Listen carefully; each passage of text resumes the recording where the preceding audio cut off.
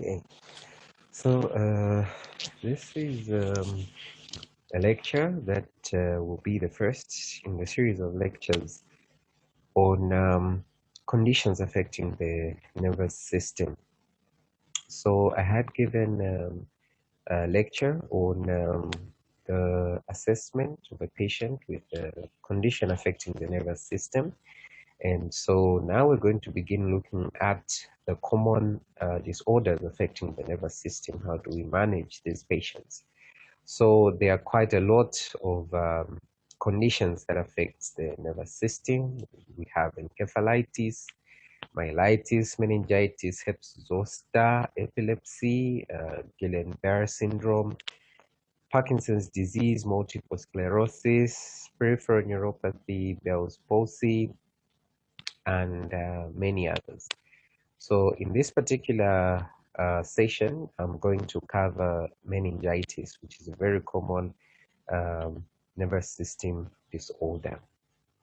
So meningitis is one of the neurological conditions that actually is a medical emergency, and it has potential to cause increased morbidity. It's a very serious condition. Okay, so meningitis can be caused by bacteria, it can be caused by viruses, fungi, or protozoal infections. And it may be characterized by basically inflammation of the coverings of the brain, which are called meninges, okay, and the membrane lining the brain and the spinal cord, basically, which is the meninges. So you will have inflammation of the meninges.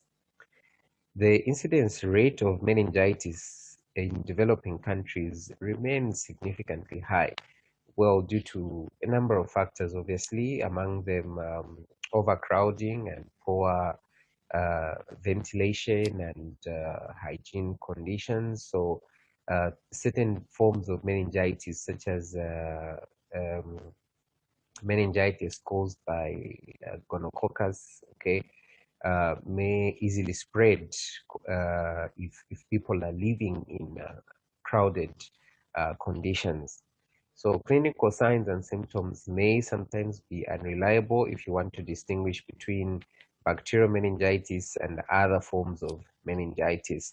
So the best is for us to perform, to conduct lab diagnostic investigations where we collect cerebrospinal fluid and subject it to various tests.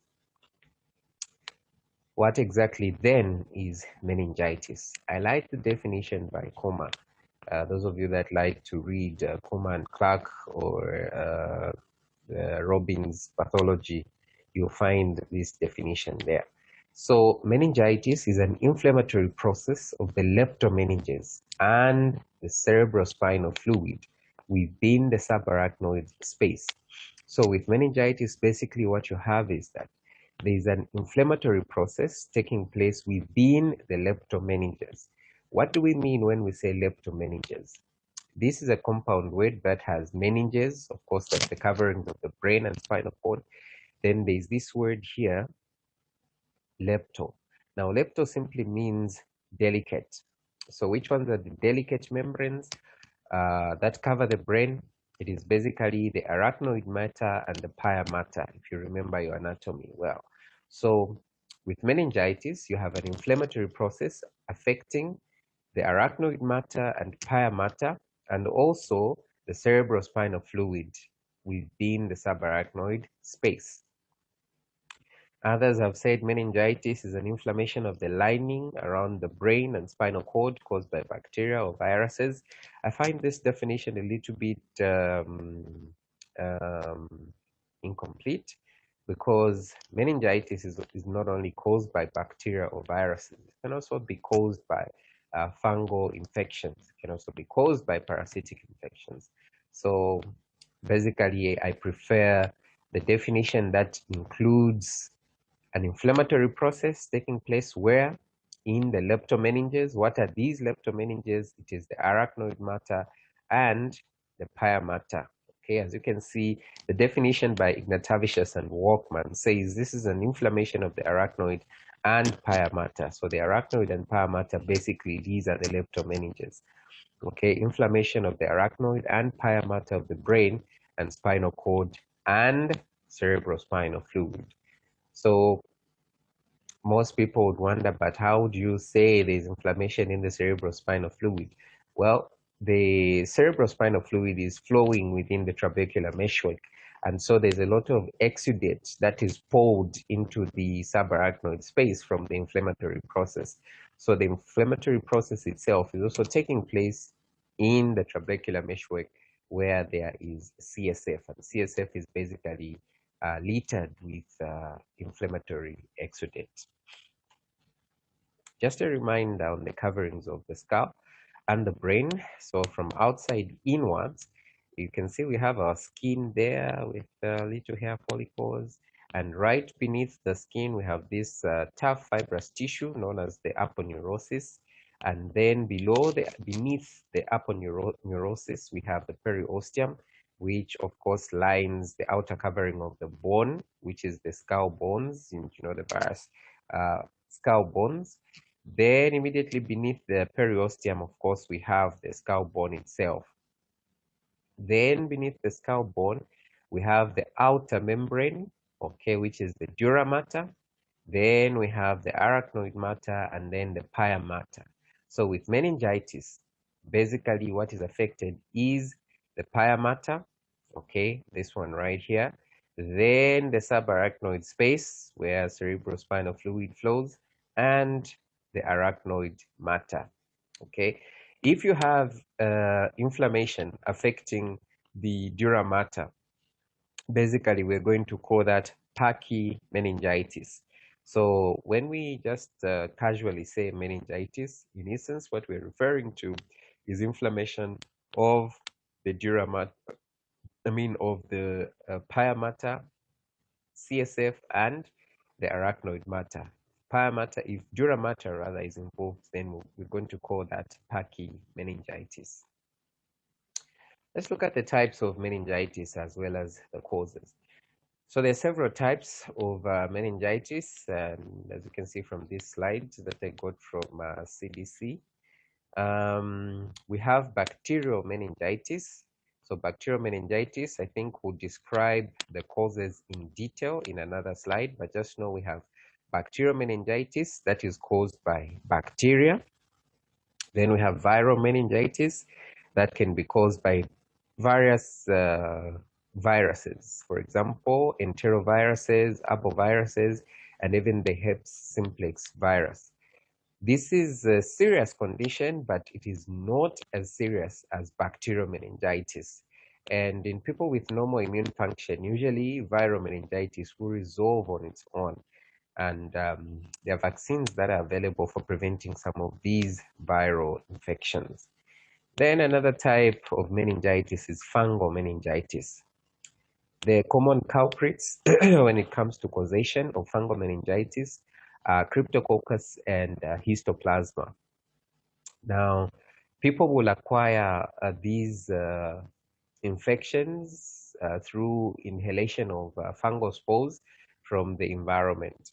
So fungal meningitis is very common among people that have compromised immune function. For example, patients that have diabetes mellitus, cancer, or HIV. These are people that stand a higher risk of developing fungal meningitis. And I'm sure you do know, those of you that are already practicing, that cryptococcal meningitis is very common among patients living with HIV and AIDS. Okay.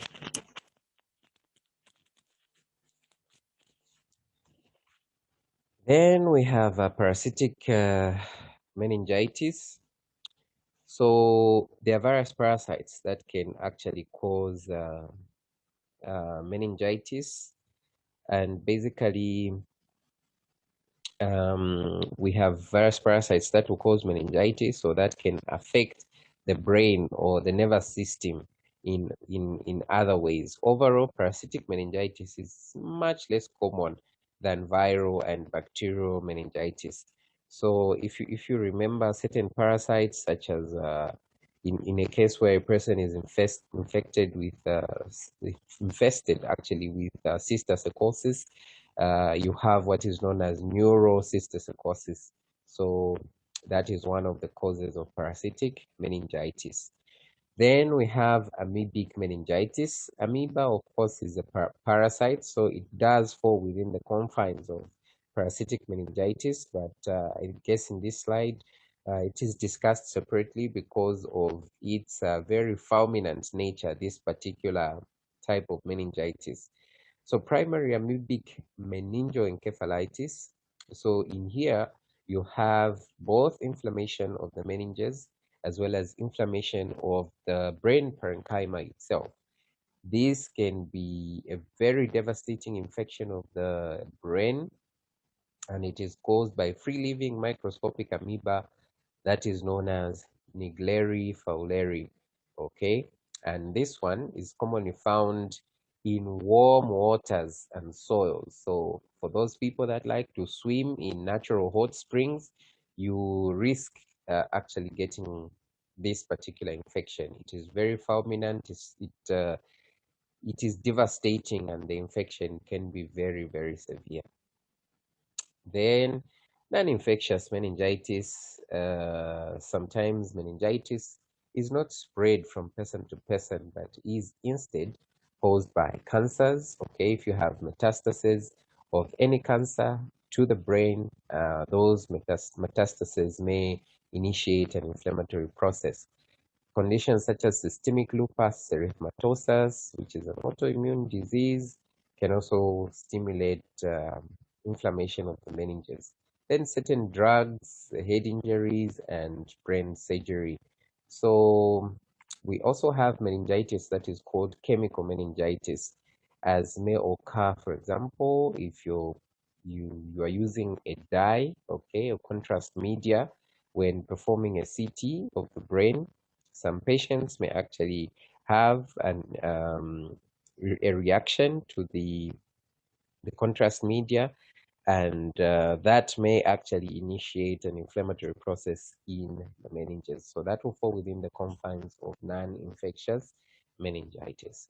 The most important forms of meningitis, and the most common ones really, are bacterial, viral, and fungal meningitis. Parasitic, amoebic, and thus the non-infectious forms may not be as common. So let us now go into details, just particularly with bacterial meningitis, because it is very common, and it's a very serious infection, and it may cause high morbidity and mortality. So we're going to cover the causes of bacterial meningitis as we'll go by the various age groups, because there are certain organisms that commonly infect persons of different age groups. So with the neonates, the most common bacteria would be group B streptococcus, Escherichia coli, and Listeria monocytogenes. So these are the common organisms that would cause meningitis in neonates. And of course, these organisms will be acquired mostly through the birth canal, and then they colonize the body parts of an infant. Maybe they may enter through small cuts, or perhaps through the respiratory tract, or even the eyes of the infant as the baby is being born through the birth canal. So Listeria monocytogenes is very commonly found in dairy products. Then E. coli, it is common in the gastrointestinal tract, and because of the close proximity of the vagina and the anus, so this organism, Escherichia coli, may actually find itself in the birth canal, or in one way or the other, it may find itself on the baby, and so the baby gets infected. Okay. What about infants that are greater than 2 months? The common culprits would be Streptococcus pneumoniae, Haemophilus influenza, and Neisseria meningitidis. So when we have an infant greater than 2 months with meningitis, we may think of these organisms even as we await results for CSF microscopy and culture. Then for older children and young adults, mostly it may be due to Neisseria meningitis and Streptococcus pneumoniae. Whereas for those that are elderly, there is Streptococcus pneumoniae and Listeria monocytogenes again. So you notice that Listeria monocytogenes affects mostly those that are in the extremes of age, the very young, that is the neonates, as well as the very old um, patients. These may be affected by Listeria monocytogenes. This becomes important because usually when these patients are being treated, we'll begin treatment before we get results for the CSF analysis. So what will guide, one of the criteria that will guide which antibiotics on which this particular patient should be started will be the age of the patient. So if we are treating a very elderly patient or a very young child, a neonate, we must cover them on an antibiotic that will also cater for infection with Listeria monocytogenes. If we're dealing with a young person, a youth, we must cover them for Neisseria meningitis as well as Streptococcus pneumoniae. Okay. The other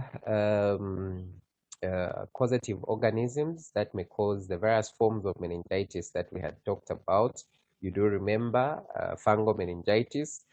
So fungal meningitis may be due to Cryptococcus neoformans, like I had said earlier, then Histoplasma capsulatum, Coccidioides immitis, and Candida albicans.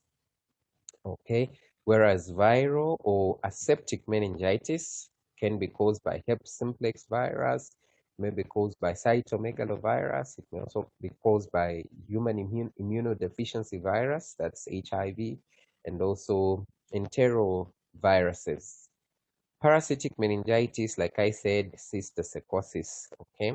It may also be due to Toxoplasma gondii infestation.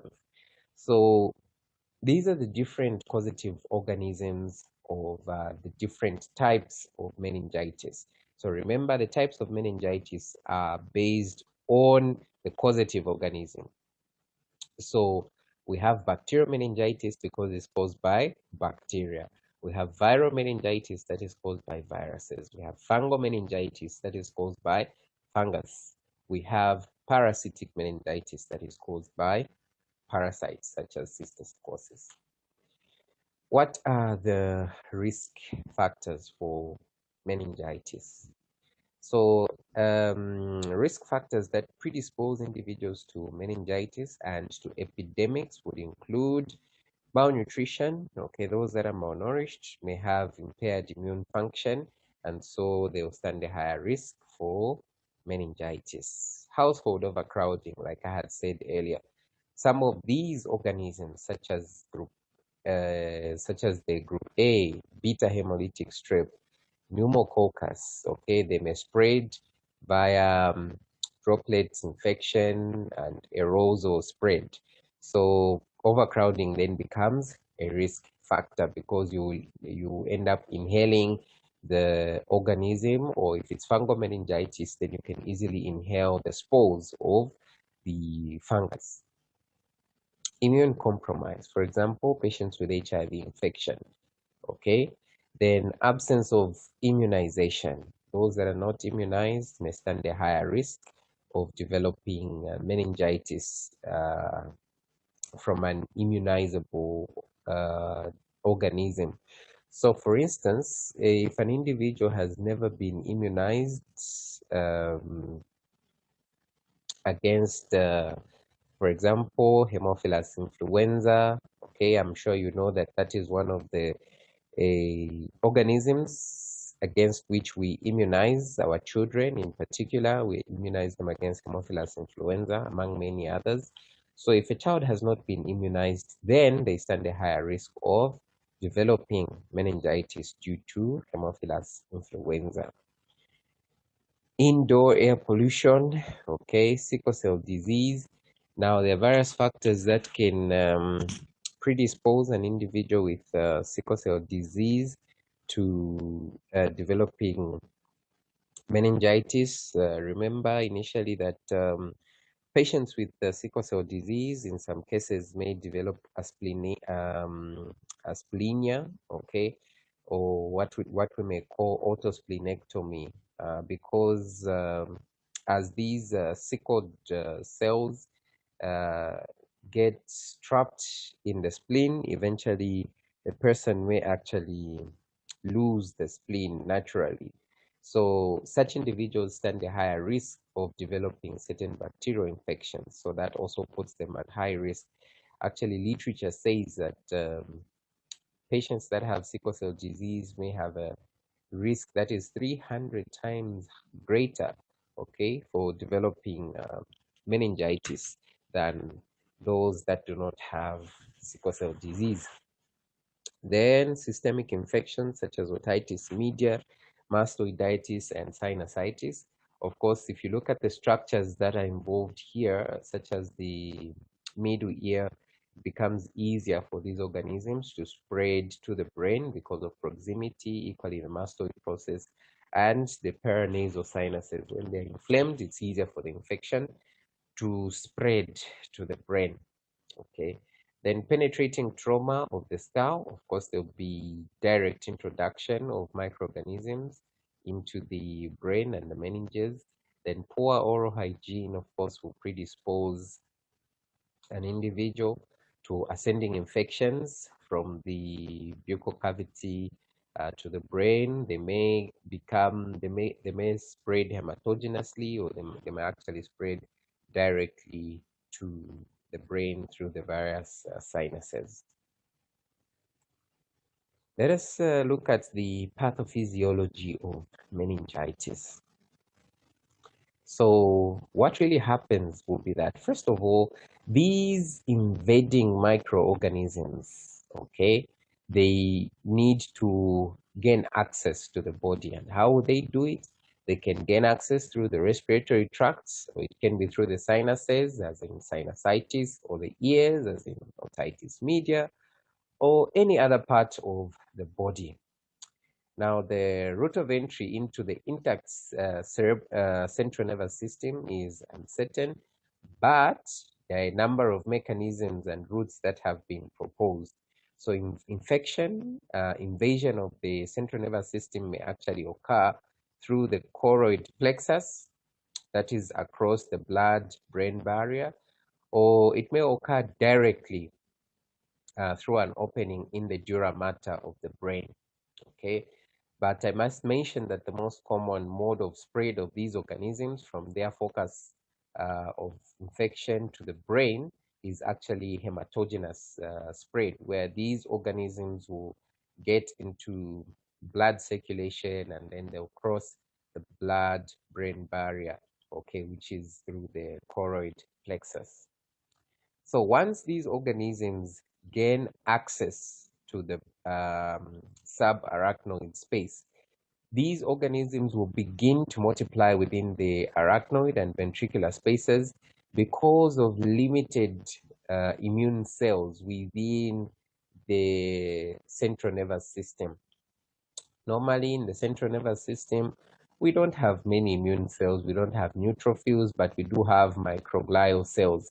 So the limited numbers, or the limited numbers of immune cells within the central nervous system will create a very conducive environment for these organisms to multiply. By the way, this basically is very particularly applicable to bacterial meningitis, the pathophysiology that I'm giving you. So then, as these organisms begin to replicate within the cerebrospinal fluid, they begin to litter the cerebrospinal fluid. They begin to shed off some of their cell wall components. For example, if you have gram-negative bacteria, they'll be shedding off some of their teichoic acid. If you have gram-positive bacteria, they'll shed off their lipopolysaccharides into the cerebrospinal fluid. Now, those particular components of the cell wall of these bacteria are going to serve as chemo attractants, meaning they will attract immune cells within the central nervous system, such as the microglia, to become activated. So the microglia will become activated and they'll begin to produce inflammatory mediators such as tumor necrosis factor, interleukin 1, and other chemokines. So the microglia become activated, they begin to produce these inflammatory mediators. But as they produce these inflammatory mediators, they also produce a type of mediator which is known as a reactive oxygen species. Now, these reactive oxygen species are basically, sometimes we do call them oxygen-free radicals. Now, these are very unstable substances because they'll have an unpaired electron in their outer energy level, meaning they can easily react with other substances. So our immune cells, the microglial cells, are producing these reactive oxygen species. The reactive oxygen species, yes, they will react with bacteria, but at the same time, they will also react with our own normal cells, which are the endothelial cells. They'll begin to damage the endothelial cells, okay? They'll cause shrinkage of the endothelial cells, and you know that once endothelia in the capillaries are damaged, then permeability will increase. So this leads to increased permeability of the endothelial lining, and then that will lead to increased fluid accumulation within the central nervous system. And this is what we call vasogenic edema. To say that again, our own immune cells, which are the microglial cells within the central nervous system, will be activated by presence of these bacterial cell wall components. Once they are activated, they'll produce inflammatory mediators. Among the inflammatory mediators are the reactive oxygen species. These reactive oxygen species will begin to damage the endothelial lining of the blood vessels within the central nervous system. When this happens, permeability of these vessels increases, and as a result, vasogenic edema develops. Then the inflammatory mediators that are being released by these microglia, some of them are actually chemoattractants, as we have said. So these chemoattractants will attract neutrophils now into the cerebrospinal fluids.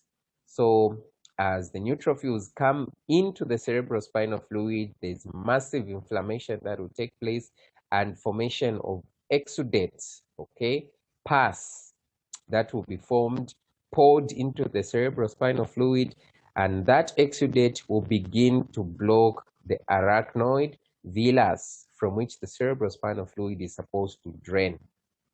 As a result, because of blockage of the arachnoid villus by these inflammatory exudates, outflow of cerebrospinal fluid will be impaired.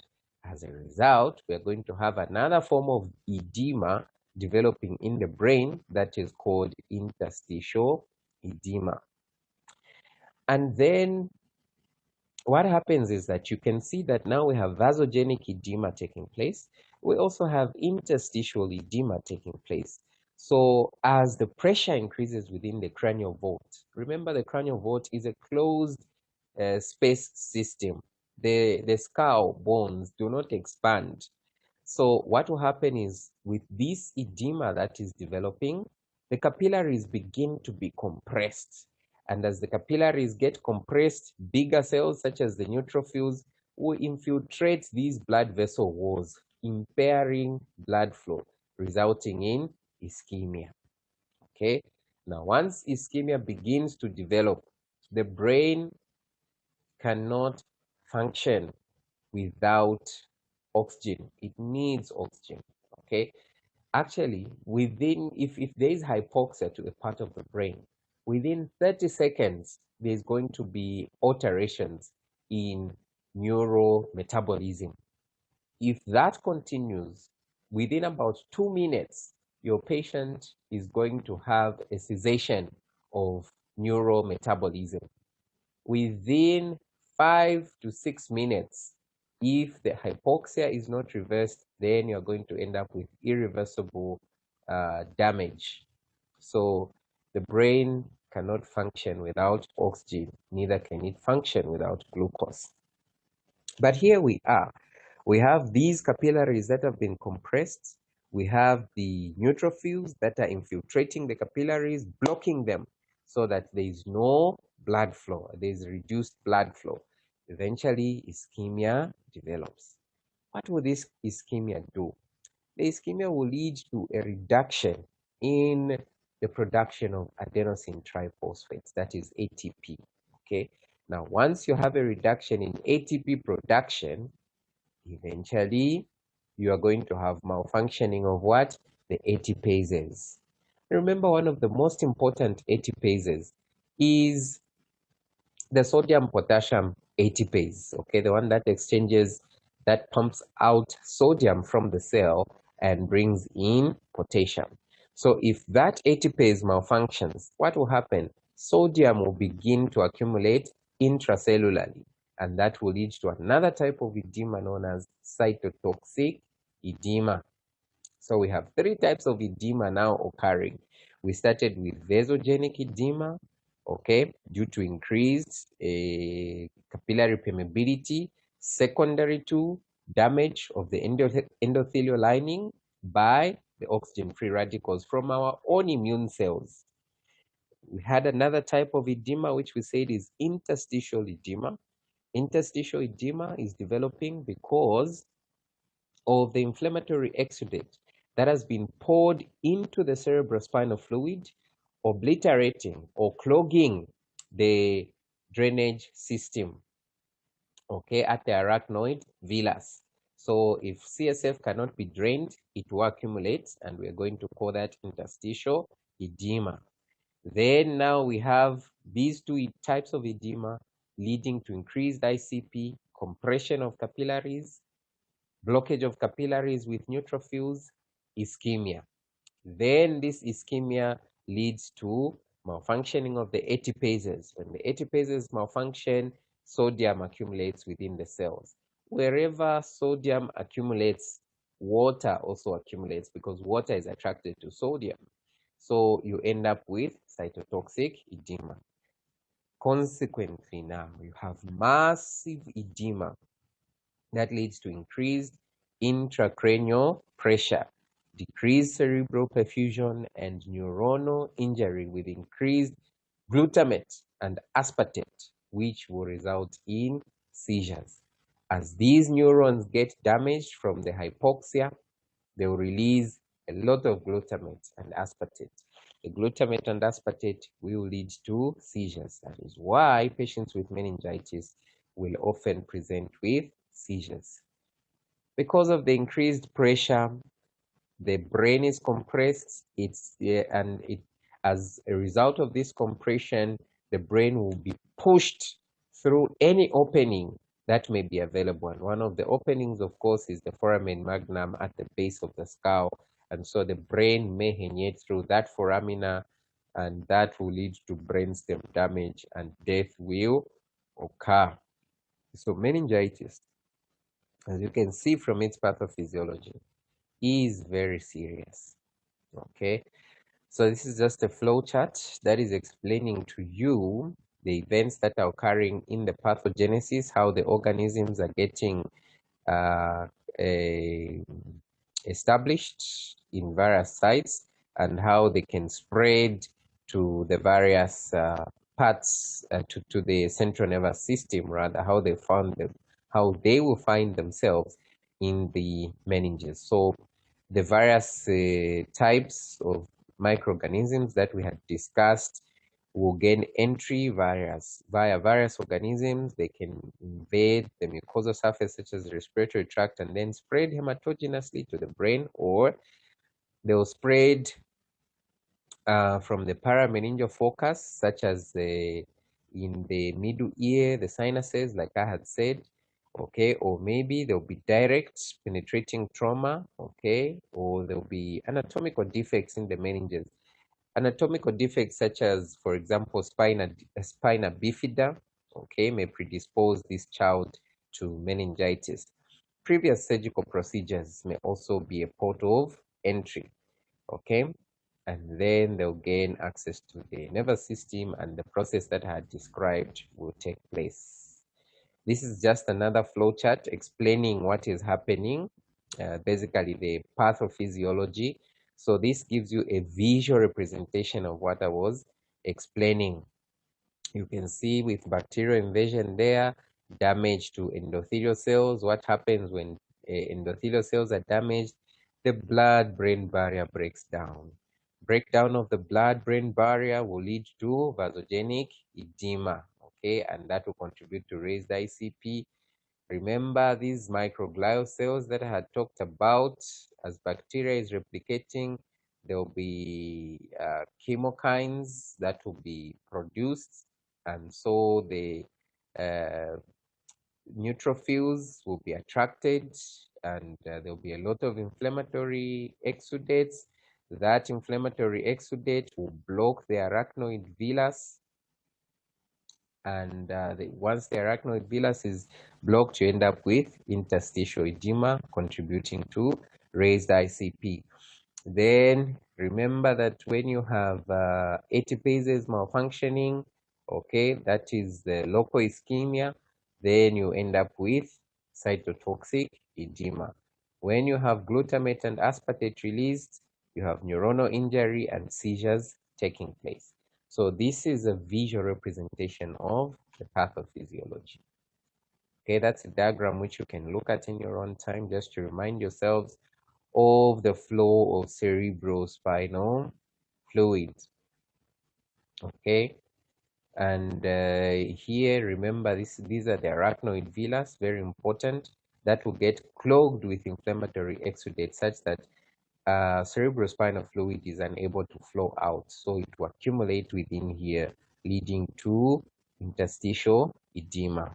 Okay, you have CSF being produced there in the choroid plexus, but again here it's a port of entry for microorganisms into the brain, because this is where the blood vessels are coming in at capillary level in the choroid plexus. So hematogenous spread of the organisms will take place right there.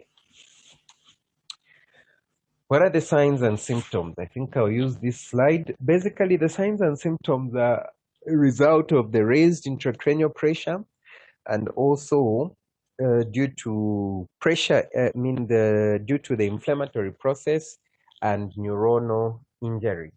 So your patient will have neck stiffness due to meningeal irritation and irritation of spinal nerves. There will be neutral rigidity, okay?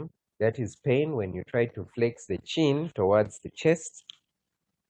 This is basically due to meningeal irritation and irritation of spinal nerves.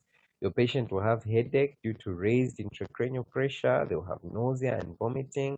Also, as a result of the raised ICP, your patient will have photophobia. Basically, that is sensitivity to light, and this will occur as a result of irritation of cranial nerves, particularly when you irritate cranial nerve number 2, that is the optic nerve, then your patient might have photophobia.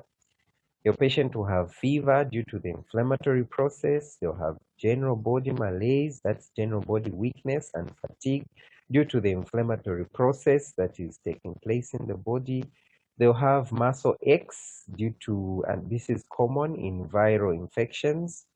Then your patient may have petechial rash. Okay, that is more like micro, small bleeds under the skin, and this is common in infection with meningococcal or Neisseria meningitis. Okay, in meningococcal infection. Then seizures may occur due to irritation of the brain from raised intracranial pressure, and also particularly due to the production of glutamate and aspartate. The most important signs and symptoms that you need to look for are the neck stiffness. Okay, there'll be headache, photophobia, and fever. your patient comes in with neck stiffness, headache, photophobia, and fever, you need to become very suspicious of meningitis. Then you need to check for important signs that are known as Brzezinski's sign and Kenning's sign, which I'll show you in a short while. So here I'm just showing you what happens when various nerves are affected. If cranial nerve number 2, which is the optic nerve, is affected, your patient may end up with blindness and papilloedema, okay, at the optic disc. Then if cranial nerve number 3, which is the oculomotor, then cranial nerve number 4, which is the trochlea, and cranial nerve number 6, which is the abducens nerve, if these are affected, then you end up with diplopia, particularly with cranial nerve number 3, impaired ocular movements with the cranial nerve number 4, and particularly also number 3, which is the oculomotor, because it is important for ocular movements. And then you may end up with ptosis, which is drooping of the eyelids, and then you may end up with anisocoria, which is an echo pupils. Okay, if cranial nerve number 5, if cranial nerve number 5 is affected, which basically is the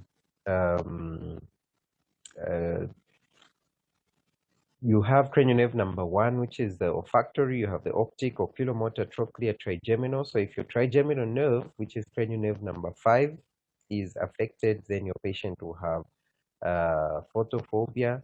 And then with cranial nerve number 7, which is the facial nerve. If the facial nerve is affected, you end up with facial pulses or facial paresis, numbness, okay?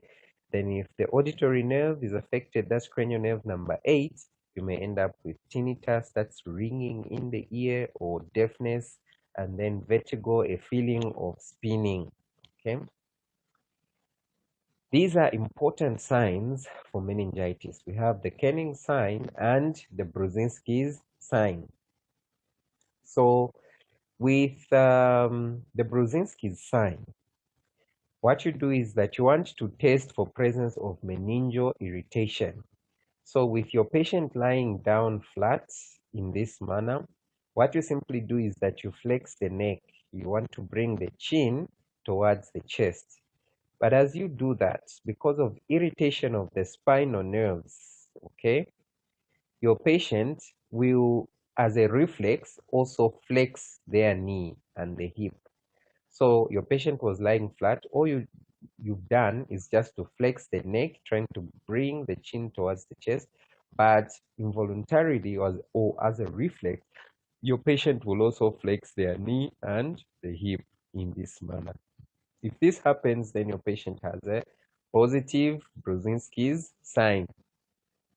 With the Kenning sign, as your patient is lying flat in that manner, what you just do is that you flex the hip. The hip joint should be at around 90 degrees, as you can see this angle here, okay, about 90 degrees. Then you try to straighten the leg. In other words, you extend the knee joint. So as you try to extend the knee joint, this one, you want to make the leg straight. There will be resistance, there will be stiffness to extension of the knee joint, because these muscles of the thigh, the hamstring muscles, are severely irritated. So there will be that stiffness, and that's a sign of a positive Kenning's sign. Okay, so this is again just another flowchart that can help you to remember the clinical manifestations of meningitis, okay, and how they're coming about. So you can see here that with increased metabolic rate from the inflammatory process, you end up with fever and tachycardia, okay. Then because the inflammation is near the brain parenchyma and it is interfering with normal cerebral central nervous system function, you end up with reduction in levels of consciousness. The Glasgow Coma scale will be less than 14. Your patient will be lethargic, they may go into stupor, confusion, or they may become delirious. Okay, so then you'll also have, I think I have already explained these, so you can just look at these for you to understand how the various manifestations are coming about. Okay, what are the differential diagnoses for meningitis? It can be a brain abscess, or it can be a brain neoplasm. It can be a cerebrovascular accident, or poliomyelitis, encephalitis, toxoplasmosis, and multiple sclerosis. What investigations should we conduct in a patient with meningitis? Okay, we need to conduct, of course, we'll start with history taking. History might review presence of certain risk factors, such as maybe living in a crowded place. We may have a patient who is maybe HIV positive, or we may have a patient that has had a history of an upper respiratory tract infection. Okay, all those will be clues to point to possible presence of meningitis. Then when we do a physical examination, we'll be able to see positive Brzezinski signs and positive Kenning signs.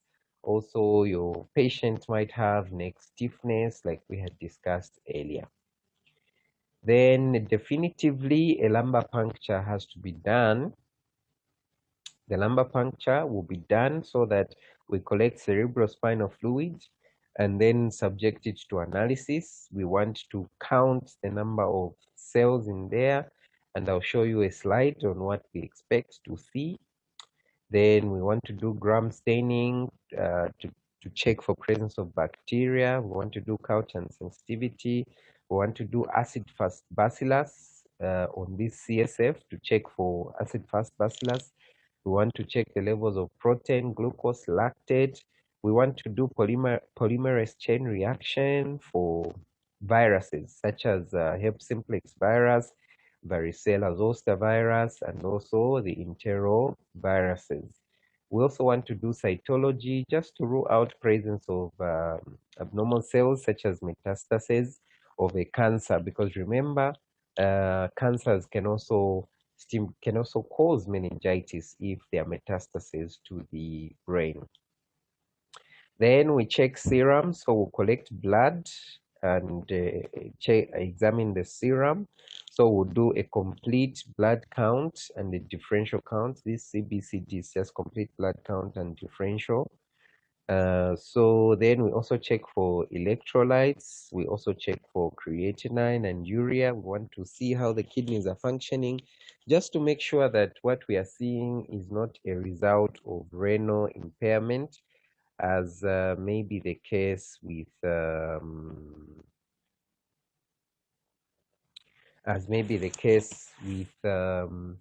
renal encephalopathy. Okay, we also want to check liver function, because your patient may have hepatic encephalopathy and not meningitis. So we'll check liver enzymes, aspartate transaminase and alanine transaminase. And then we check for bilirubin also, because we may be dealing with kernicterus, where very high levels of bilirubin will cause CNS manifestations. We also want to check for fibrinogen, just to rule out any clotting abnormalities, and we do a cryptococcal antigen test to rule out presence of Cryptococcus neoformans. Then microbiology, we'll have to do urinalysis. We collect urine and subject it to culture sensitivity. You may be dealing with septicemia that has also spread to the brain as a result of a urinary tract infection. So you want to rule that out. We'll collect sputum for gram staining. We'll also check for tuberculosis, that is the alcohol, the acid-fast bacillus. Okay, we'll do nasal or pharyngeal mucosal swabs just to check for any microorganisms that could be there, which could have spread to the brain to cause the meningitis. The most important, like I have said, is the lumbar puncture. Okay, and also the serological studies. Okay, so it is important to consider conducting a head CT scan just to rule out presence of masses before we conduct lumbar puncture. Okay, um, if this is a patient who has a high risk feature, for example, a patient who is 60 years and above, patients that are immunocompromised, those with history of central nervous system disease, those that have new onset seizures, those with myasthenia gravis, and those with focal neural findings. For example, there is paralysis on one side, okay, in one part of the body, and also those with papilloedema. We want to make sure that before we do the lumbar puncture, we make sure this is not a patient who has a brain tumor, because that will lead to very high intracranial pressure. And as we conduct the lumbar puncture, the pressure with which the cerebrospinal fluid will come out will be so high that the brain may actually herniate due to sudden loss of pressure. So we want to rule this out in high risk age groups. So when we collect cerebrospinal fluid through a lumbar puncture, what we want to check for is to see whether we can find bacteria, viruses, fungus, or TB in that cerebrospinal fluid, and also cancer cells. Like I said, we also do cytology. So with bacterial meningitis, you find that the opening pressure, as we measure the pressure, once we've accessed the cerebrospinal fluid, it will be greater than 180 millimeters of mercury. Why? Because in bacterial meningitis, there's a lot of exudate. And as you can remember, there is a lot of edema, cerebral edema taking place in bacterial meningitis. So the pressure will be very high. With viral meningitis, the pressure may be normal. With fungal, it may either be low or it may be normal or high.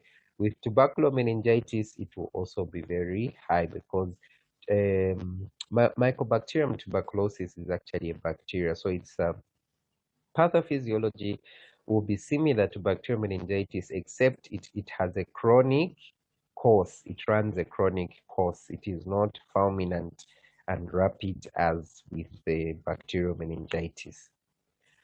White blood cell counts, basically these for bacterial meningitis, they will actually be very high, okay?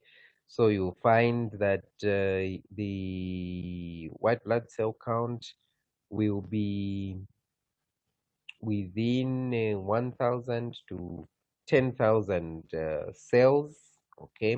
Whereas in viral meningitis, the white blood cell count will be less than 300. So in bacteria, the WBC count will be very raised, whereas in viral, it will be low, okay? Fungal meningitis, it may vary. It may be between 20 to 500, and it depends upon the type of fungus. For tubercular meningitis, it might be the white blood cell count may be within the range of 50 to 500, so it may be within normal range.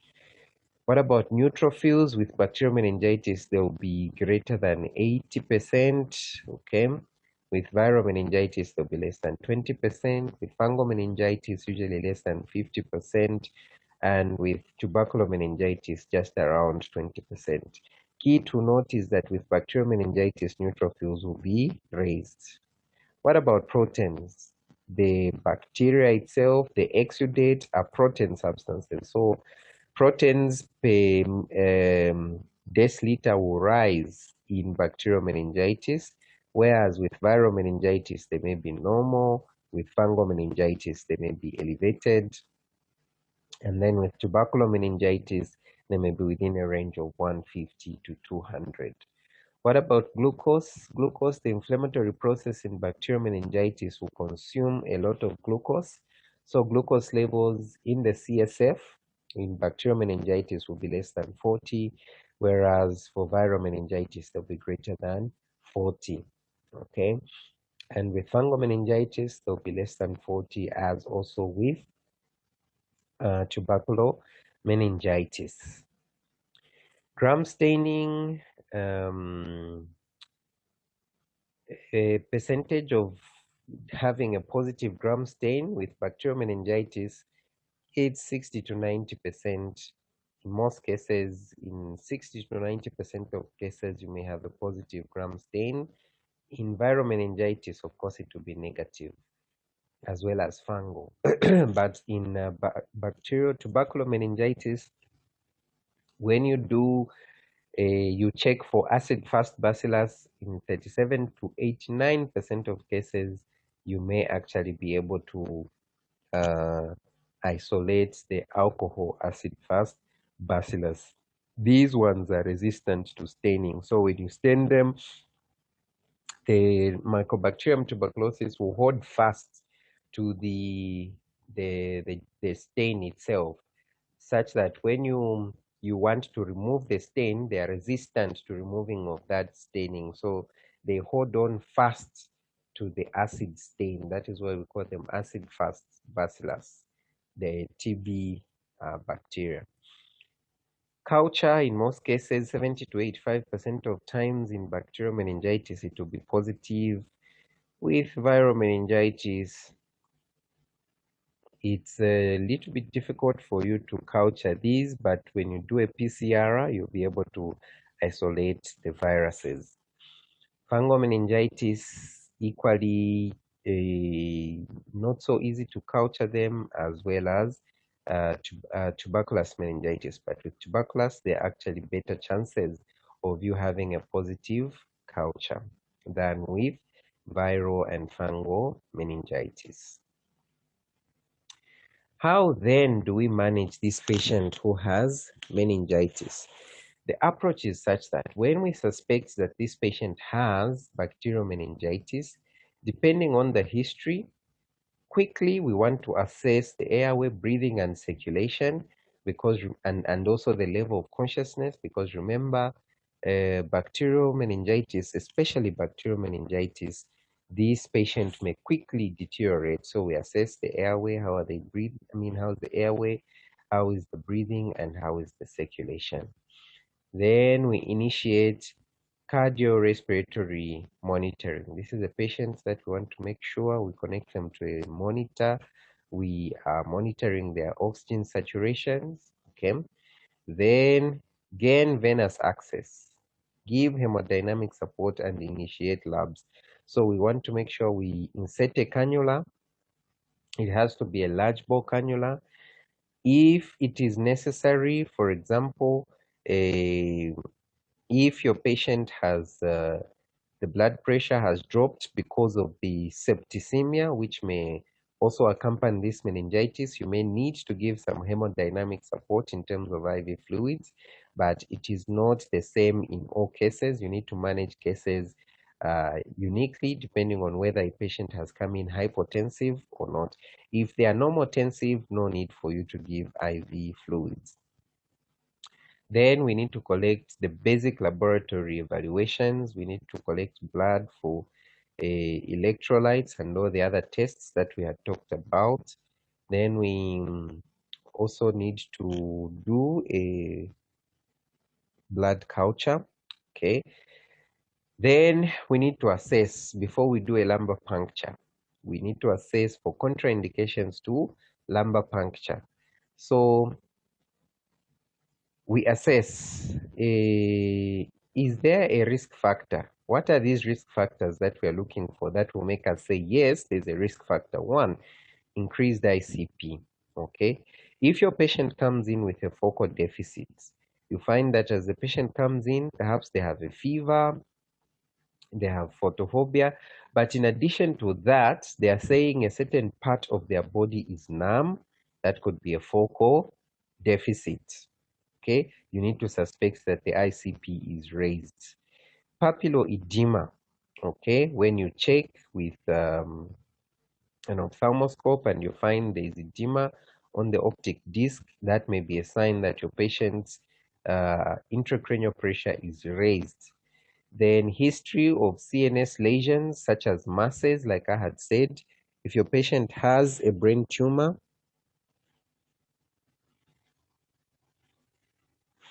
Okay. If you